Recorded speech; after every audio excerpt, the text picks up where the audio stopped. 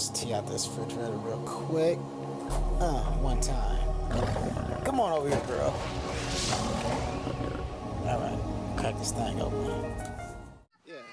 So who is scintillating? Scintillating is, hopefully you can hear me with the air and all that stuff. Yeah, for sure. So scintillating is a character that I created. So who is Scintillating and who is Terrence? That's the easier way to put it. I guess Scintillating is a character that Terrence, I created because I live in a world of business on a continual basis. And I wanted to create a part of me that is witty, because scintillating means witty. So a creative person who just has fun out of life.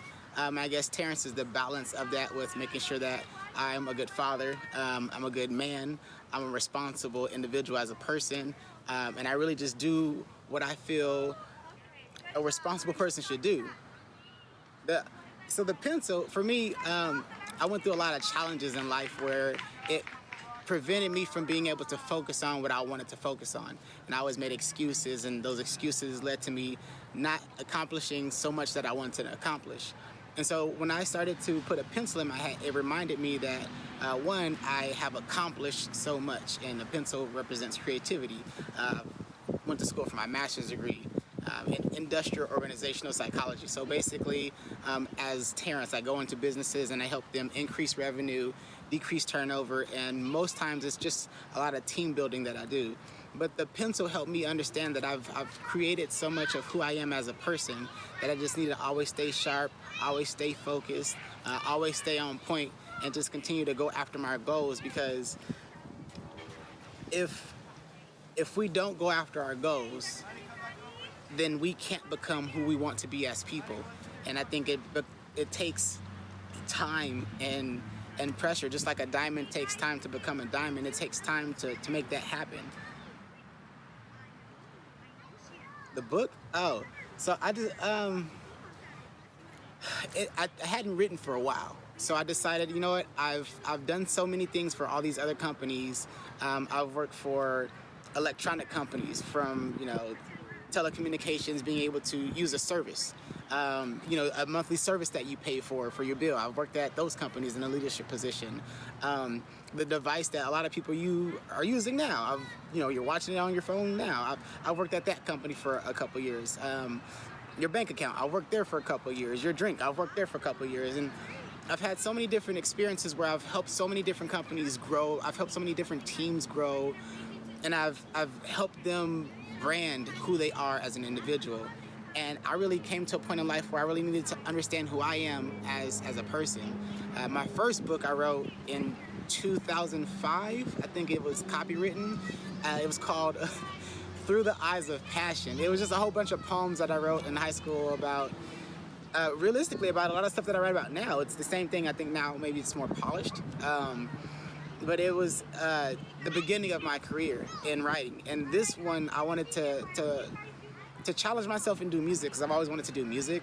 I've never been able to sing, but as a child, I played drums in church. My mom can sing her butt off. I have family who can do music. I have friends in the music industry.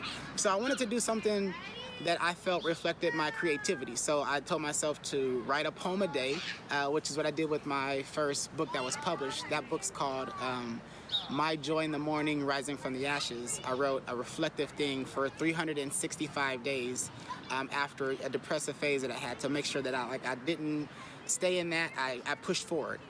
So that was the first book I wrote, and I chose to do that same concept with taking a period of time and being consistent and producing that into two projects. So one is the book. The book is called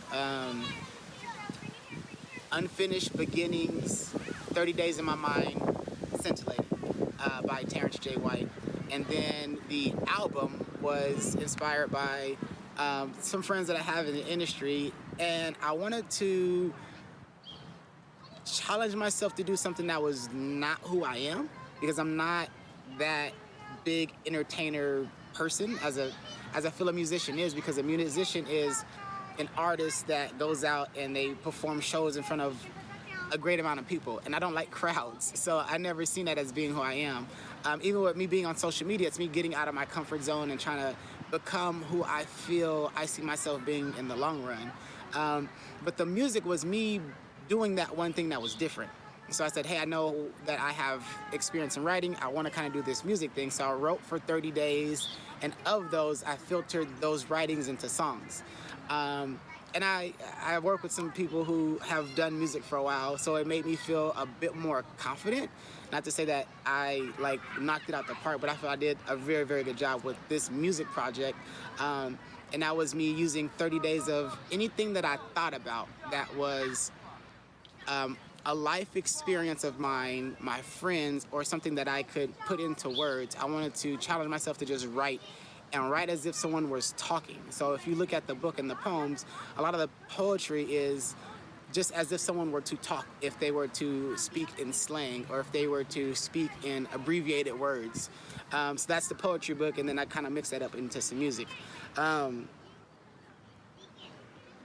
creative process, for me, when I create, I get up. I challenge myself to get up before the sun. I have a thing on my calendar that says beat the sun. And I challenge myself to make sure that I was up before the sun was up.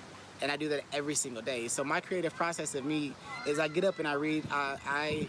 I read Proverbs. I feel the Bible is a good source to have a foundation. So I read a proverb every single day.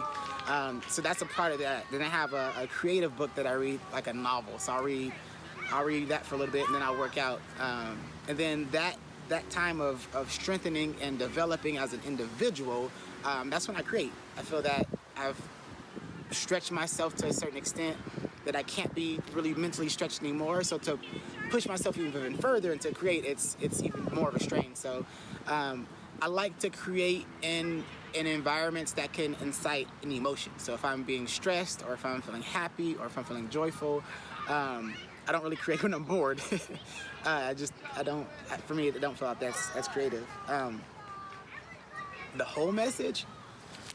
So I would say my message, at the camera, my message to anybody is, if you have a goal, don't stop. My tattoo actually says, though thy beginning was small, yet thy latter end shall greatly increase. And I believe that if you have a goal in life, you cannot quit, because that goal is yours.